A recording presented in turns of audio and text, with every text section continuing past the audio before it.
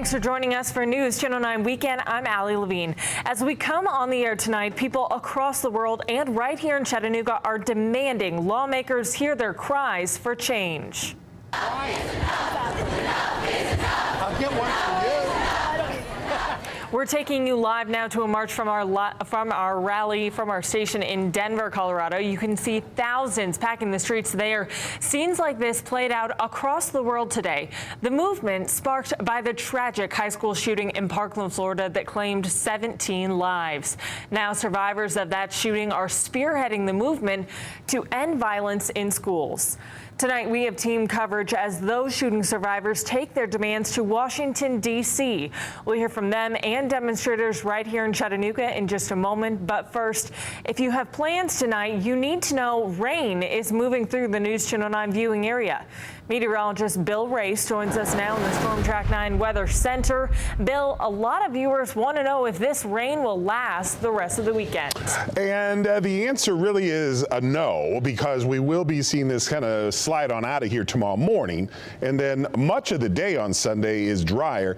But for tonight, we are starting to see some increase in the rain. It's still mostly just light rain across the area at this point, though. You'll see that we had a little increase late this afternoon, even some thunder showers just a little north of Athens and Pikeville, but most of the thunder showers have stayed just to our north. But we could see a few of those as we go through the overnight, and I still expect this to increase in nature as far as how much rain we see on the radar as we go through the nighttime tonight. And then around daybreak tomorrow, this should be moving on out. But we'll look at the timing on that in a few minutes and the next chance for some rainfall in our area. It's not too many days after we get through this. We'll go back to Allie right now. Thanks, Bill. Now to our team coverage of the March for Our Lives events. News Channel 9's Alex George talked to demonstrators at Chattanooga's march, and ABC's Karen Travers and Christine Frizzell from our affiliate will have a look at the events at the nation's capital today. We begin our team coverage right here in Chattanooga, where students, parents, and teachers marched together from Coolidge Park to the courthouse. Alex George was there. Alex, what were those marchers here calling for? Allie, the Chattanoogans came together today to call for new gun legislation. I spoke to student organizers who said whatever change this incites, they said it's worth it. Protect students, not guns! Protect students! It's the cry heard around the country. Not guns! Protect and right here as Chattanoogans join the movement. Hey, whoa, the NRA has got to go! The marchers coming from all walks of life. Some, like Lacey Saggio, send their children off to kindergarten every day. Intruder training for her already, and it's concerning to me that she has to have that experience, that fear is there. Saggio is with Moms for Social Justice. She says growing up a conservative woman gives her a different perspective on conversations like this one. There is definitely a way that conservatives can come to the table. And she's not the only marcher who knows their way around a gun. I'm a hunter. I hunt every fall. I'm a deer hunter, so I have a rifle. Pastor Clay Thomas with Rivermont Presbyterian helped organize this event. We can have common ground about eliminating assault rifles and making sure our kids are safe and doing universal background checks. He says marching with this mission is not just a social issue, it's a faith issue too. These children's lives have been basically considered collateral damage. People will say Second Amendment and then think that somehow trumps a child's life. Thomas worked with student leaders Isabel Harper and Alan Liu to organize this march. It's gotten so close to home, and it's very, very scary. Which is why they are here, demanding change. We, the students, have a very legitimate voice, and we need to be heard. Right now, we're waiting on Chattanooga police to confirm just how many people marched through the scenic city today. We'll make sure to post that information online when we have it. Allie? Alex, thank you. Several people took to social media to share pictures of Chattanooga's March for Our Lives demonstration. Right now, you're taking a look at a few from our Banjo app. You can see people holding signs saying "Books, not bullets," and "Not one more." The march here was just one of nearly 800 events across the world today.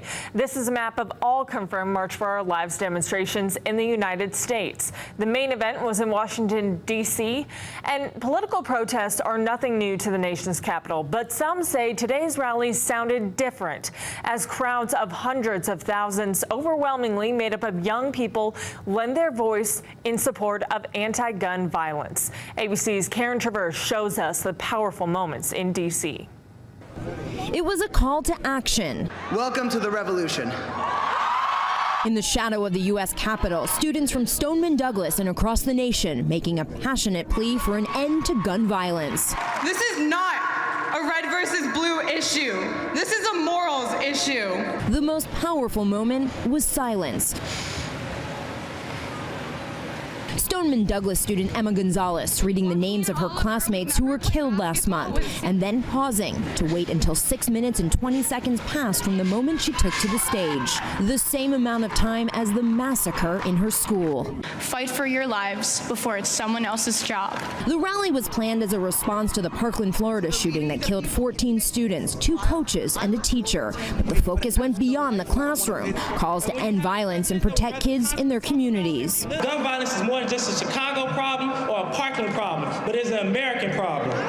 Zion Kelly's twin brother Zaire was shot and killed last fall just a few miles from where he spoke today. And just like all of you, I have had enough. The stories were personal, the messages political. To those politicians supported by the NRA that allow the continued slaughter of our children and our future, I say get your resumes ready. A rally cry to get young people to make their voices heard at the polls. And across the nation, hundreds of thousands of Americans gathering in solidarity in their own cities and towns.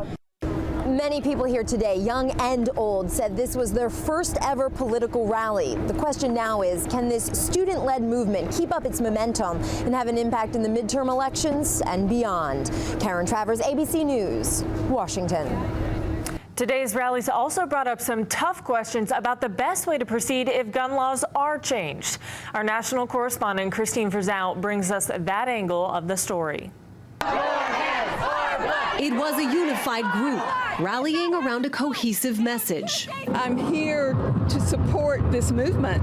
I'm so ashamed of my generation and that we did nothing. That there are meaningful and thoughtful gun control laws that are created and enforced across the country. Better gun control now. Many here say it's not about taking guns away from most people. We're not trying to take away any guns, and even if we were, isn't that worth it if it saves some lives? Hundreds of thousands of people out here today, many calling for more restrictions on who can and cannot buy guns.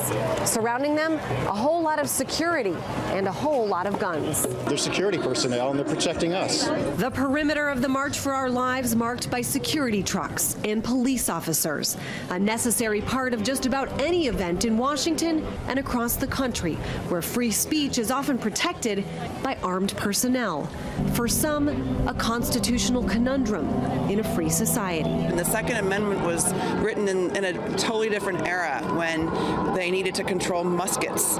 Now we have, assault rifles. Waiting periods and ban on assault weapons and semi-automatic rifles and registries of guns just like we have of cars and license plates. The NRA stands firm in its commitment to gun rights. Passing new gun control laws won't protect our kids because criminals willing to commit murder will never obey the law.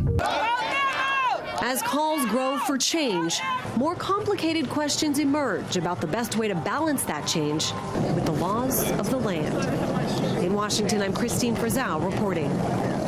The marches come as several school districts in our area trying to find better ways to protect your children. The Hamilton County Board of Education invited Sheriff Jim Hammond to speak at their meeting this week. The sheriff told us he plans to bring an expert from Washington to research ideas that will work right here. Superintendent Dr. Brian Johnson says about $5 million will go toward school security next year. This week, Ray County added SROs to all of its schools. Bradley County added armed deputies at a designated security booths at 2 high schools. And Dade County is working to put more SROs at schools as well.